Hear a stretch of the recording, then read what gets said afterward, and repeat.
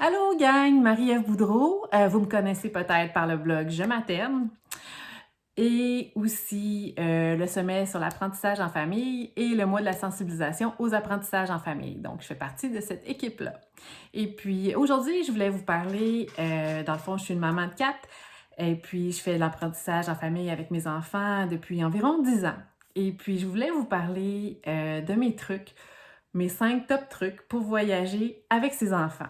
Parce que nous revenons tout juste d'un voyage en Floride qui a pris plus de 48 heures aller-retour en auto, en minivan, avec 4 enfants allant de 11 ans à 3 ans et puis un chien.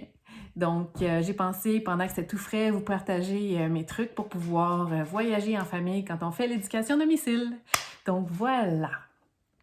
Mon truc numéro 1, c'est de planifier à l'avance. Ce que j'ai vraiment apprécié, c'est que ça nous a pris 1 an planifier ce gros voyage-là pendant les vacances de Noël. Et puis, ce que j'ai fait, donc, je voulais pas utiliser le crédit pour aller là. Ce que j'ai fait, on a ramassé notre argent par nos travails. Je travaille de la maison, mais aussi en faisant un budget. Donc, en décidant de nos priorités, en se tenant à notre budget, combien qu'on dépense en épicerie, en gaz et toutes nos dépenses pour la maison. Et puis mettre semaine par semaine ou mois par mois notre argent qu'on veut mettre de côté dans un compte épargne pour avoir l'argent qu'on veut au moment où on veut voyager. Donc ça, c'était vraiment génial. Et puis aussi, ça nous a aussi aidé à tout planifier. Par exemple, avoir les passeports. Donc, prendre les photos pour les passeports, pour les 6, préparer le chien aussi qui devait avoir des choses pour passer les douanes comme vaccins et puis, dans le fond, les traitements anti-puces, etc.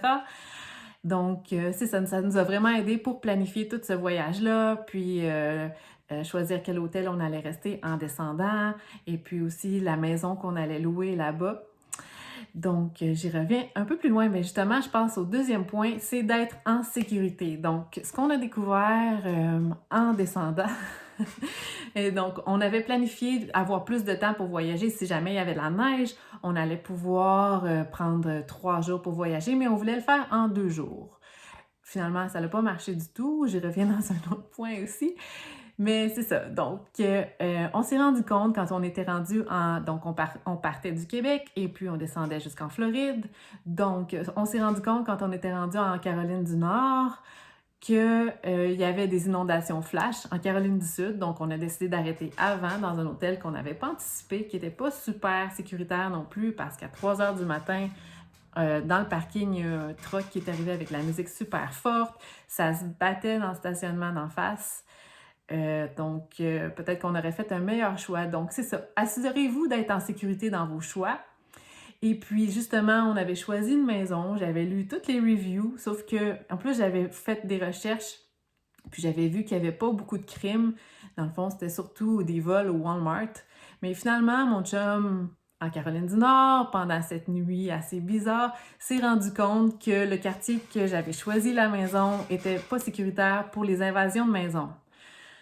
Donc, il me dit, Marie, je veux pas que tu me réveilles en pleine nuit. Puis il me dit, c'est parce que, je sais pas, j'ai entendu un bruit, j'ai peur, il y a quelqu'un dans la maison. Donc, là, il m'a eu tout de suite avec cet argument-là. J'ai dit, ouais, je pense qu'on va laisser faire pour la maison.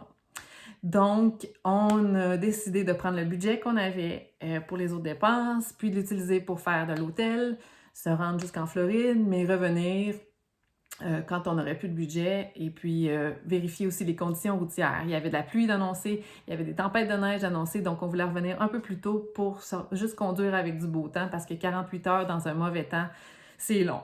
C'est vraiment long. Donc, c'est ça. Ensuite, je voulais vous donner le troisième truc, c'est de connaître nos limites. Pas seulement sur nos enfants, mais aussi les nôtres.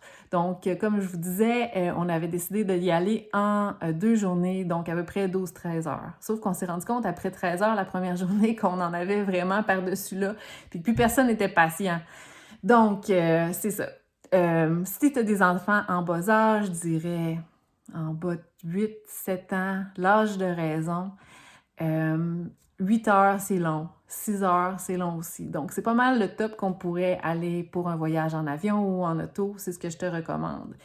Donc, de prévoir, de connaître tes enfants aussi, de savoir qu'est-ce qui va les amuser dans l'auto. Pour nous, ils sont 4, donc jaser entre eux, c'était l'idéal. Emmener plein de jeux, ça faisait des situations comme un enfant qui me demandait toujours d'avoir un nouveau jeu pour pouvoir s'occuper. Tandis qu'en parlant, puis des fois en écoutant des vidéos, ça passait plus vite. Puis c'est ça. Donc, connais tes limites, connais ta patience jusqu'où qu'elle va, puis connais les limites de ton enfant.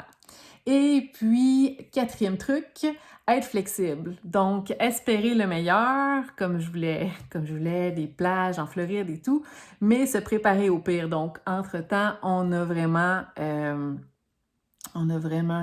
improvisé l'itinéraire. Je pense qu'il n'y avait pas rien qui était comme planifié. Puis ça a été génial pareil parce que quand on revenait après notre périple en Floride, puis on a dit « OK, là, il va pleuvoir, on va partir tout de suite », puis on s'est rendu compte qu'en Virginie, on passait juste à côté de Virginia Beach. Donc, on en a profité pour passer 2 jours à Virginia Beach, puis vraiment profiter de la plage, sans bottes, sans manteau. On pouvait être en T-shirt presque. On était en T-shirt. Ouais, en tout cas, oui, j'avais le soleil sur ma peau, donc c'était quand même chaud, autour d'une vingtaine de degrés. Donc, ça a vraiment fait mon voyage. On a vu des dauphins, des pélicans, les enfants ont trippé dans le sable. Donc, en étant flexible, on peut se permettre de profiter de notre voyage, puis en gardant à l'esprit qu'est-ce qui nous donne la joie aussi. Et puis, dernier truc, je dirais, c'est avant de préparer le voyage et tout ça, c'est un peu connexe à la planification, mais c'est d'anticiper dans la joie. Et ça, ce que je veux dire, c'est, par exemple, tu peux voir ici, j'ai des trucs qui me rappellent la plage chez nous, donc je lui pensais toute l'année, puis je me disais « Ah, ça va donc bien être le fun! » Et puis aussi, avec les enfants, ce qui est plaisant, c'est vraiment d'en parler, puis qu'est-ce qu'on va faire, puis où on va, et puis ça s'inscrit bien dans l'éducation à domicile. Parce qu'on parlait des États-Unis, on parlait de la géographie, de la biologie. Donc, c'est vraiment des discussions intéressantes qu'on a et qui animent aussi encore en venant, dans le fond, nos conversations puis nos apprentissages. Et puis, on apprend vraiment beaucoup sur la route. Et puis, les enfants font des liens. C'est vraiment génial. Donc, en parler et aussi décider de l'itinéraire en famille, ce qu'on veut faire. J'ai découvert que moi, j'aimais plus, c'était sur la plage et découvrir les coquillages et tout ça et parler de l'écologie. Mon conjoint aime beaucoup, il a découvert qu'il aime beaucoup explorer puis voyager en auto. Les enfants ont apprécié avoir un horaire super varié, découvrir des nouveaux trucs, des nouveaux restos, des nouveaux endroits où rester, de nouvelles compagnies, les États américains. Donc, c'est ça. C'est mes 5 trucs pour voyager en famille. J'espère que tu as apprécié. Si tu aimes ça, je t'invite à nous suivre sur le site web.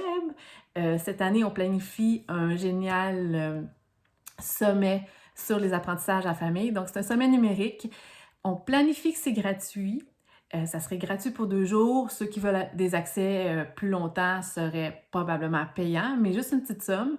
On est aussi actuellement en recherche de commanditaires. Donc, si tu as une compagnie qui veut financer notre super projet, approche-nous. Des détails sur le site web. Alors, on se reparle sûrement au courant de l'année et puis aussi dans les conférences qu'on va donner. Donc, à la prochaine! Bye, merci!